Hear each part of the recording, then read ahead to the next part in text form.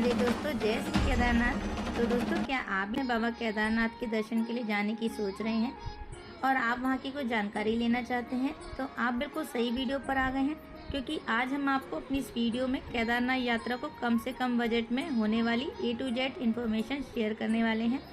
जैसे कि केदारनाथ धाम में कम से कम बजट में कैसे पहुँचें और वहाँ जाकर आपको कहाँ पर रुकना है, वहाँ पर खाना कहाँ पर खा सकते हैं, दर्शन कैसे कर सकते हैं और वहाँ पर कब जाना सही रहेगा।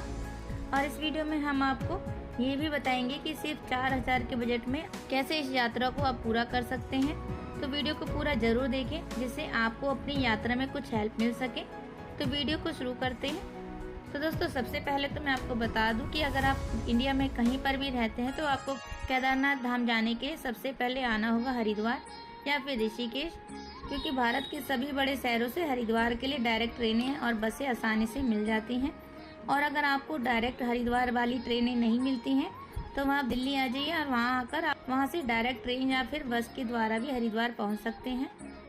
और दोस्तों, आप ट्रेन या बस किसी से भी आ रहे हो तो बस इतना ध्यान रखिएगा कि आपकी ट्रेन या बस आपको हरिद्वार में सुबह 4 से 5 बजे तक ही पहुँचा दे। और हरिद्वार से केदारनाथ के लिए आपको कोई भी डायरेक्ट बस नहीं मिलेगी।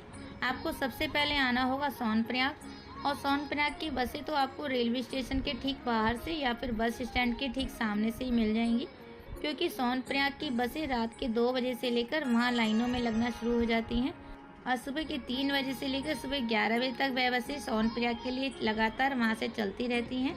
और उन बसों का जो किराया होता है लगभग 500 से लेकर 550 रुपये तक पर पर्सन का होता है। और दोस्तों, हरिद्वार से सोनप्रयाग की दूरी लगभग 235 किलोमीटर की है, जिसे कवर करने में 8 से 10 घंटे तक का समय भी लग सकता है।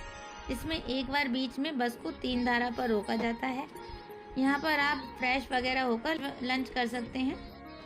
और दोस्तों, अगर आप सुबह 6 बजे वाली बस से जा रहे हैं तो आप शाम के 4 बजे तक आराम से सोनप्रयाग तक पहुँच जाएंगे। और सबसे पहले आप वहाँ पहुँचकर अपना रजिस्ट्रेशन जरूर करवा लें, क्योंकि सोनप्रयाग पर रजिस्ट्रेशन की सुविधाएं दी गई हैं। अगर आपको वहां पर लाइनों में लगने से बचना है तो पहले से ही 4 धाम यात्रा की वेबसाइट पर जाकर ऑनलाइन भी रजिस्ट्रेशन करके आ सकते हैं। और दोस्तों, जब आपका रजिस्ट्रेशन यहां पर हो जाता है तो फिर इसके बाद आप शाम को ही 50 रुपये की सवारी के हिसाब से शेयरिंग टैक्सी लेकर पहुँच जाइए गौरीकुंड, क्योंकि सुबह के टाइम अगर आप वहाँ से जाएंगे तो आपको टैक्सी के लिए लंबी लाइनों में लगना पड़ेगा। फिर गौरीकुंड पहुंचने के बाद सबसे पहले आप रुकने के लिए एक रूम बुक कर लीजिए, जो आपको 1000 रुपये से लेकर 1500 रुपये के बीच में मिल जाएगा। और अगर आप वहां पर 5-6 लोग जा रहे हैं तो आप शेयरिंग रूम भी ले सकते हैं, जो आपको 1500 रुपये तक में मिल जाएगा, जो सबके साथ शेयरिंग करने पर आपको कम बजट में पड़ जाएगा। अब खाने की बात करें तो आप गौरीकुंड से 150 रुपये की तक की थाली ले सकते हैं, जिसमें आपका आराम से पेट भर जाएगा।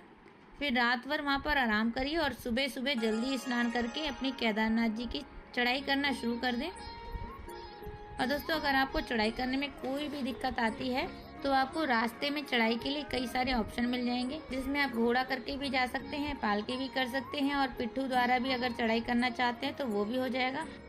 और दोस्तों, अगर आपको हेलीकॉप्टर से जाने का मन है तो उसके लिए आपको पहले से ही ऑनलाइन बुकिंग करके आना होता है। तो चलिए, ये तो थी चढ़ाई की बात। और जब आप चढ़ाई कर रहे होंगे तो आपको रास्ते में काफ़ी सारी दुकानें भी मिलेंगी। यहाँ पर आप आराम से हल्का फुल्का कुछ खा पी कर चढ़ाई कर सकते हैं।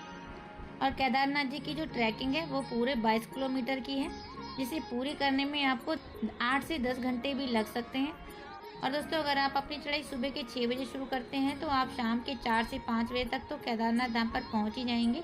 फिर केदारनाथ धाम पहुँचने पर ही सबसे पहले तो आप एक रूम ले लीजिए, या फिर अगर आपको रूम नहीं मिल पाता है तो वहाँ पर टेंट भी मिल जाते हैं, आप उन्हें भी बुक कर सकते हैं। ध्यान रखिए, आपका रूम या टेंट जहाँ पर भी आप ले रहे हैं वो मंदिर से थोड़ा सा दूर लेंगे तो आपको थोड़ा सा कम बजट में पड़ेगा। और जितने ही मंदिर के पास आप ये रूम या फिर टेंट लेते हैं तो उसका किराया जो है बहुत ज़्यादा चार्ज करते हैं। वैसे भी अगर आप मई के महीने में जा रहे हैं तो आपको काफ़ी ज़्यादा रूम या फिर टेंट का चार्ज पे करना पड़ेगा, क्योंकि उस समय काफ़ी भीड़ होती है और ये पीक सीजन होता है। तो अगर आप 4 से 5 लोग हैं तो यहाँ पर भी आप शेयरिंग के हिसाब से रूम ले सकते हैं। और टेंट लेंगे तो टेंट में भी 4 लोग आराम से रुक जाते हैं, उसमें भी आप अपना शेयरिंग कर सकते हैं। दोस्तों, एक बात और बता दें आपको कि अगर आप सितंबर से या अक्टूबर के महीने में आते हैं तो आपको इन सब का रेट मई महीने से आधे रेट में भी मिल सकता है। तो रूम लेने के बाद अब आप अपना सामान रख दीजिए और मंदिर के पास पहुंच जाइए, क्योंकि शाम को 6 से 7 बजे के बीच वहां पर बाबा केदारनाथ जी की बहुत ही सुंदर सी भव्य आरती होती है। आप उसके दर्शन जरूर करिए। और फिर मंदिर से कुछ ही दूरी पर जाने पर खाने पीने की बहुत सारी आपको दुकानें दिखेंगी। आप वहाँ पर 100 से 150 रुपए में आप खाना खा लीजिए और खा पी कर अपने रूम पर आ जाइए। और रात को आराम करने के बाद सुबह जल्दी उठकर नहा धोकर सुबह 5 बजे ही जाकर बाबा केदारनाथ जी के दर्शन की लाइन में लग जाइए। क्योंकि ध्यान रहे, अगर आप मई जून में भी जा रहे हैं तो आपको सुबह जितनी जल्दी हो सके उतनी ही जल्दी लाइन में जाकर लगना है, क्योंकि जितनी आप देर से निकलेंगे उतनी ही आपको लंबी लाइनें देखने को मिलेंगी। क्योंकि मई जून के महीने में लाखों श्रद्धालु बाबा केदार के दर्शन के लिए जाते हैं, जिस वजह से बहुत लंबी लाइनें लग जाती हैं, जिसमें दर्शन के लिए 5 से 6 घंटे का समय भी लग जाता है।